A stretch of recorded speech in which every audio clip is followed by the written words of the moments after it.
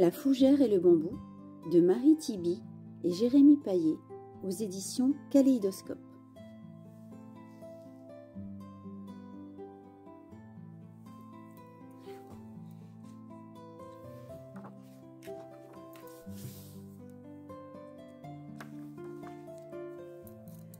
Un homme vieux et sage, arrivé au soir de sa vie, fit venir ses 2 fils à son chevet.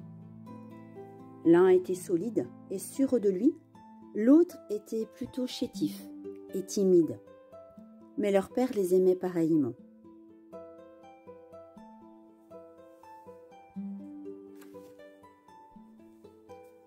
Le vieil homme sortit 2 graines de sa poche et en donna une à chacun de ses garçons.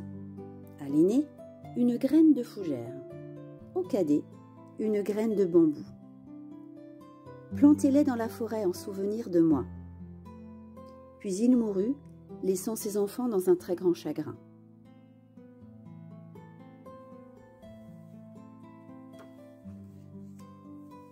Le premier des fils se mit en quête du meilleur endroit pour planter la graine de fougère héritée de son père. Il creusa un trou et l'y déposa.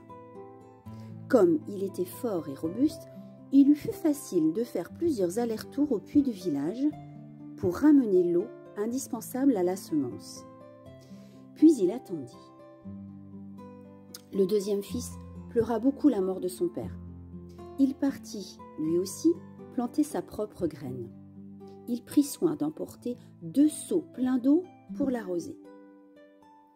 Le chemin fut long et pénible, les seaux étaient lourds, le soleil brûlant, mais il voulait respecter la volonté de son cher papa. Il atteignit courageusement la forêt, creusa un trou dans une clairière et y déposa la graine de bambou. Puis il attendit.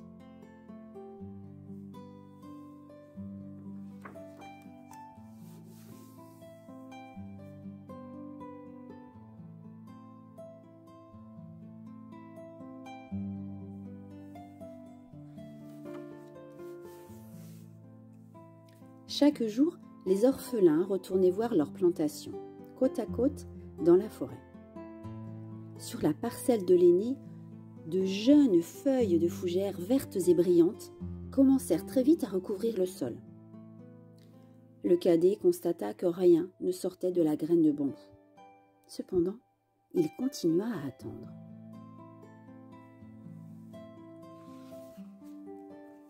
« Je ne renonce pas », murmura-t-il comme s'il s'adressait à son père.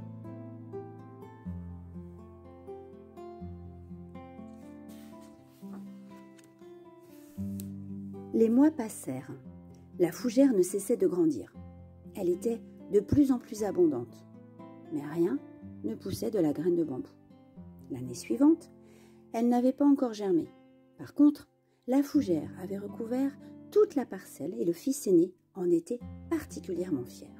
« Rends-toi à l'évidence, la graine que tu as plantée a pourri. C'est inutile d'attendre. »« Je ne renonce pas, » lui répéta son frère. La 3e année passa.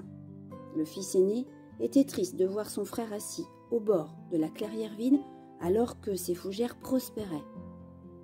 La 4e année arriva. Toujours rien ne sortait de la graine de bambou.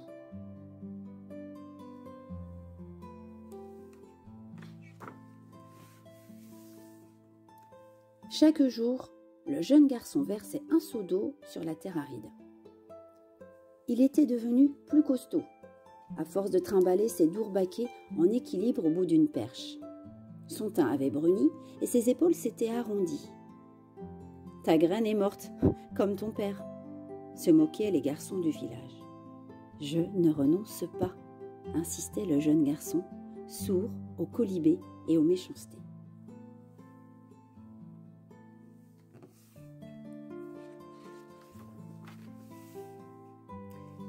Le fils aîné, fier comme un paon, fit visiter sa plantation aux villageois admiratifs. Il remarqua toutefois avec inquiétude que certaines fougères commençaient à flétrir sous le soleil écrasant. Un matin, lors de la 5e année, le plus jeune arriva à l'aube de sa parcelle de forêt. Une minuscule pousse de bambou était sortie de terre.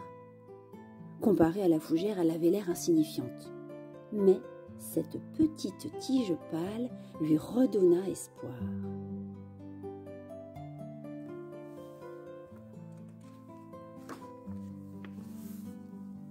Le lendemain, la tige avait grandi d'1 mètre, décourageant ainsi les insectes. À partir de ce jour, le bambou ne cessa de croître. Il poussa si rapidement que le garçon aux fougères n'en croyait pas ses yeux. « Ce n'est pas parce que nous ne le voyons pas qu'il ne se passe rien. Le principal est de ne pas renoncer, » lui souffla son jeune frère. La graine s'était développée sous terre et avait créé un immense réseau de racines. Le bambou avait mis 5 ans à se fortifier et à se construire une base solide.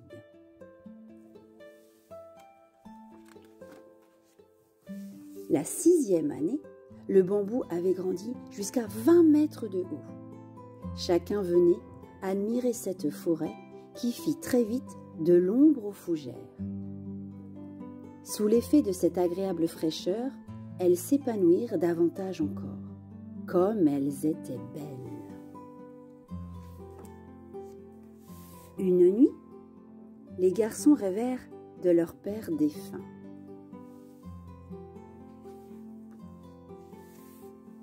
Apparaissant dans leurs songes, leur père délivra à ses 2 fils un important message.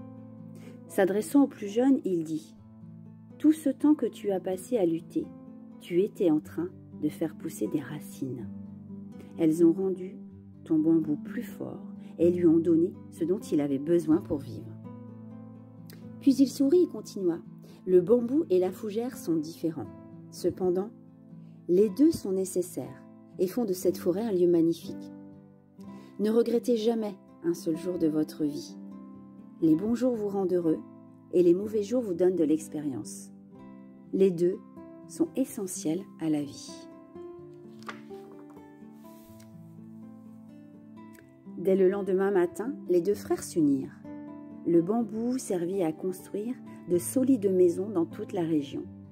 Les fougères, une fois séchées, recouvrirent leur toit.